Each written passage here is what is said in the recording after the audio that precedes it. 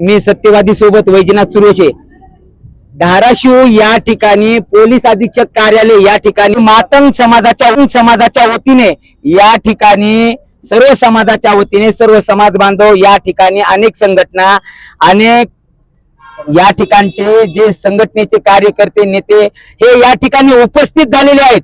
सगळ्यात महत्त्वाचा मुद्दा म्हणजे या ठिकाणी कारगाव येथील जे कचरूभाऊ मल्हारी सगट यांच्यावर प्रशासनानं जाणून बुजून, मी काय म्हणतो जाणून बुजून किंवा या ठिकाणी पक्षाच्या अंतर्गत किंवा या ठिकाणी चाललेली राजकीय गटबाजी असेल किंवा एखाद्या छोट्या समाजातील माणूस मोठ्या पदाकडे जातो की काय अशी या ठिकाणी रस्सीखेच चालू झालेली असताना या ठिकाणी या कचरूजी सगट यांच्यावर पोलीस प्रशासनाच्या वतीने म्हणलं तर चालणार नाही, परंतु याच्यावर पोलीस प्रशासनाचा डोक्यावर राजकीय हस्तक्षेप वाढल्यामुळं या ठिकाणी कचरूजी सगट यांच्यावर पोलीस प्रशासनानं हद्दपारीची काय काढलेली माहिती का, नोटीस काढलेली आहे आणि त्यांना हद्दपार करण्यात आलेला आहे।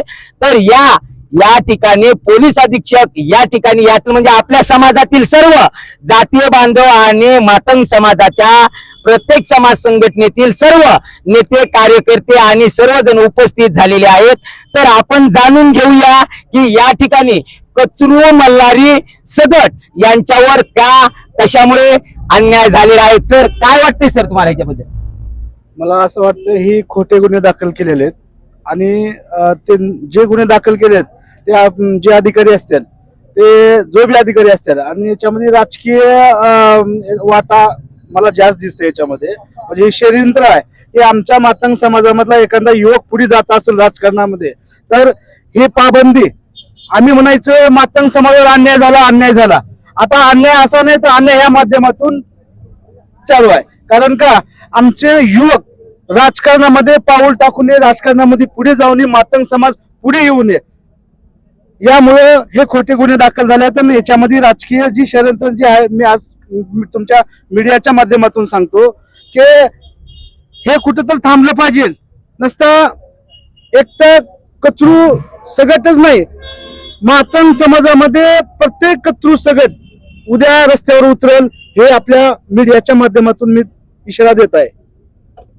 तुम्हाला काय वाटते सर, काय वाटते? मुळात हा विषय जो आहे हा विषय या ठिकाणचा राजकीय आणि प्रशासनाचा जो काही हा दबाव आहे, हा राजकीय दबावामुळे प्रशासनानं घाई गडबडीमध्ये काढलेली जी हद्दपारीची नोटीस आहे ही आता खरं तर प्रशासनाच्या अंगलट येणार आहे।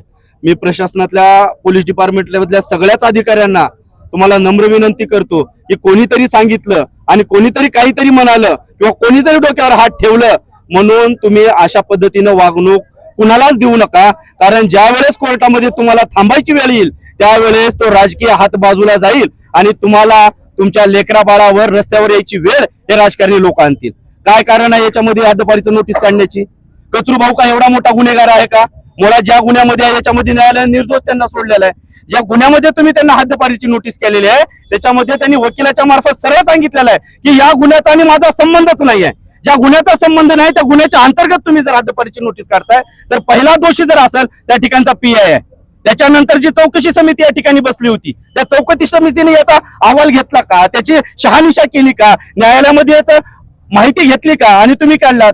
म्हणजे ड्रग्स विकणारे, ड्रग्सची तस्करी करणारे, या ठिकाणी गोंधळ घालणारे, हवेमध्ये फायरिंग करणारे हे बाजूला आणि समाजासाठी झटणारा कार्यकर्ता तुमच्या राजकारणाच्या जर आडात येत असेल तर तुम्ही त्याला अशा पद्धतीनं बाजूला करणार तर हे असं होणार नाही। मी तुमच्या माध्यमातून सगळ्या महाराष्ट्रातल्या मातंग समाजाला विनंती करतो की हा प्रश्न एकटा कचरूभाऊचा नाही तर सगळ्या लढणाऱ्या कार्यकर्त्यांचा, राजकारणामध्ये पाय ठेवणाऱ्या सगळ्या कार्यकर्त्यांचा हा प्रश्न आहे। राजकारणी कोणी आपला नाही आहे जो आपल्या विरुद्ध, आपण त्याच्या विरुद्ध। मुळात आमचा इथं वैयक्तिक कुणाचा वाद नाही, पण ज्यानं कोणी हे घडवून आणलेलं आहे आम्ही आमच्या मागण्या घेऊन आज या ठिकाणी आलोत आणि अशाच मागण्या घेऊन आम्ही पुन्हा पोलीस स्टेशनला जाऊन वैयक्तिक FIR दाखल करणार आहोत।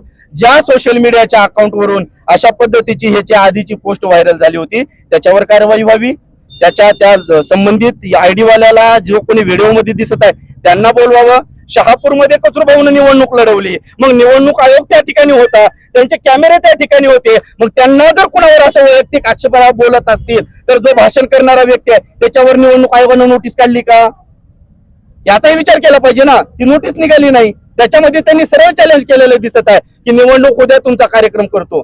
माझं त्या सांगणं आहे, बाबा तू भारी असशील पण तू भारी तुझ्या घरी. तुला जर असं आमच्यावर अन्याय करून जर तुला वाटत असेल की मी या गावाला त्या गावाला फिरल, असं अजिबात होणार नाही. आम्ही तुला फिरू देणार नाही.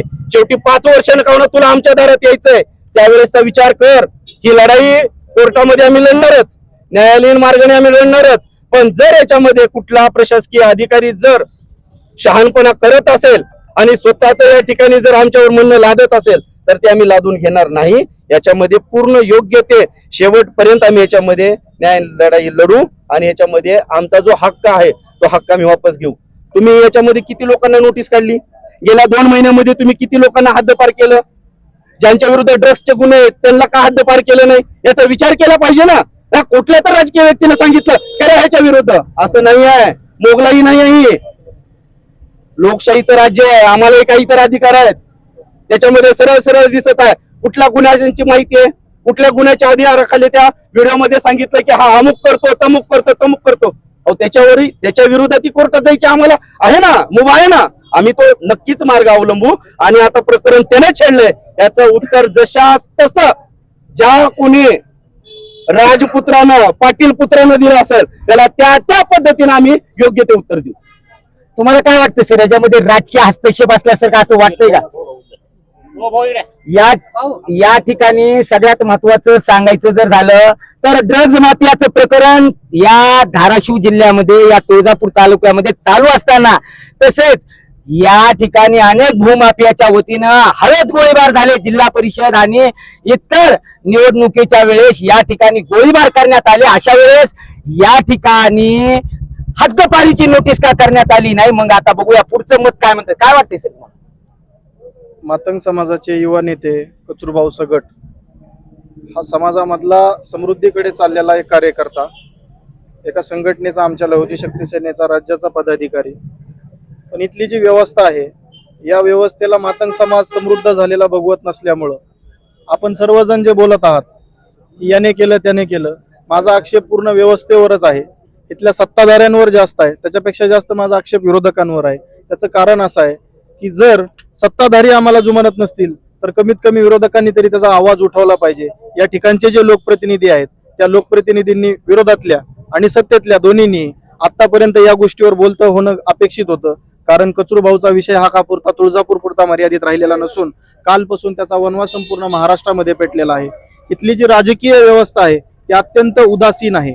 तिला अशा अनेक कचरूभाऊंचा बळी पाहिजे. याच्या विरोधात हे आमचं आजचं निवेदन आणि आंदोलन पुढचं असेल. इथं जमलेला प्रत्येक कार्यकर्ता हा एका संघटनेचा अध्यक्ष असून तो खूप मोठ्या ताकदीचा आणि तुल्यबळाचा आहे.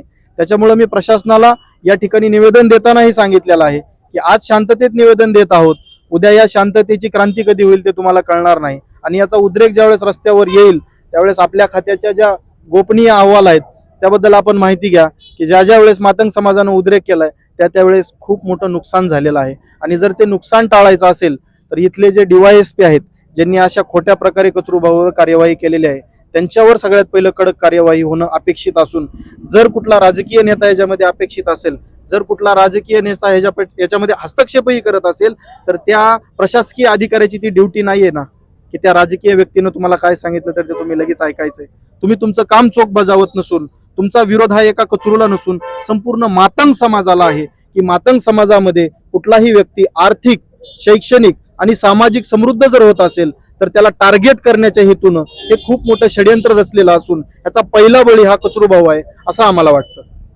या ठिकाणी झालेल्या कारवाईमध्ये मला प्रशासकीय कार्य जी कारवाई झाली त्यामध्ये राजकीय हस्तक्षेप आहे का, असं काय काय मत आहे तुम्हाला राजकीय हस्तक्षेपाबद्दल? परत एकदा तेच सांगतो की प्रशासकीय अधिकाऱ्यांचं काम इथली कायदा व सुव्यवस्था हाताळणं असून त्यांनी त्यांचं काम चोख न बजावल्यामुळे कचरूभाऊ ज्या गुन्ह्यामध्ये आहेच नाहीत अशा गुन्ह्यांना त्यामध्ये गोवून त्यांच्या विरोधात अशा प्रकारची कार्यवाही करण्यात आलेली आहे. हा संपूर्ण दोष इथल्या राजकीय आणि प्रशासकीय दोन्ही यंत्रणेनं हात मिळवणी करून केलेला असून हा आमच्या संपूर्ण मातंग समाजावर एक प्रकारचा मोठा अन्याय आहे.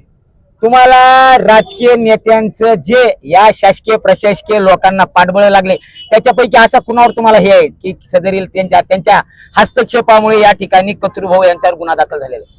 मला असं वाटतं की सत्ताधारी आणि विरोधक हे दोन्ही या गोष्टीला तेवढेच जबाबदार असून मातंग समाजाची भूमिका मांडायला ना इथला कुठला सत्ताधारी येतो ना इथला कुठला विरोधक येतो. त्याच्यामुळे आम्ही कुठल्याच राजकीय पक्षाचे नाहीत, आमचा कुठल्याही राजकीय पक्षाशी संबंध नसून भविष्यातही नसणार आहे. पण मी वैयक्तिक व्यक्तिशः माझा आक्षेप दोन्ही पक्षांवरती आहे. सत्ताधारीही तसेच आहेत आणि त्याच्यापेक्षा बेकार हे इथले विरोधक आहेत. कमीत कमी त्यांनी तरी या विषयावरती बोलणं अपेक्षित होतं. त्यांना SP कार्यालय फार लांब नाहीये, या शहरातून इथल्या इथं त्यांनी यायला पाहिजे होतं. ज्या पोटतिडकीनं ते आपले मतं मागायला येतात, सत्तेतले आणि विरोधक दोन्ही, त्यापैकी एखाद्या तरी राजकीय नेत्यानं आपल्या बरोबरीला येऊन हे सगळे कामधाम सोडून जे आलेले आहेत यांच्यासोबत त्यांनी येऊन इथं भांडणं अपेक्षित होतं. या ठिकाणी पोलीस अधीक्षक कार्यालय या ठिकाणी कचरू भाऊ सगट यांच्यावर जो गुन्हा दाखल झालेला आहे त्या गुन्ह्याच्या विरोधात या ठिकाणी मातंग समाज आणि महाराष्ट्रातील तसेच धाराशिव आणि तुळजापूर तालुक्यातील अनेक संघटना या ठिकाणी पाठबळ देण्यासाठी आलेल्या आहेत. या ठिकाणी राजकीय नेत्यांच्या हस्तक्षेपामुळे तुळजापूर परिसर धाराशिव जिल्ह्यामध्ये गेल्या अनेक दिवसापासून ड्रग्ज माफिया आणि या ठिकाणच्या भूमाफियांनी आणि तसेच जिल्हा परिषद या ठिकाणच्या निवडणुकीमध्ये अनेक राजकीय नेत्यांच्या वरद हस्तांनी आणि त्यांच्या जवळच्या नातलगाच्या वतीने हवेत गोळीबार झालेला आहे.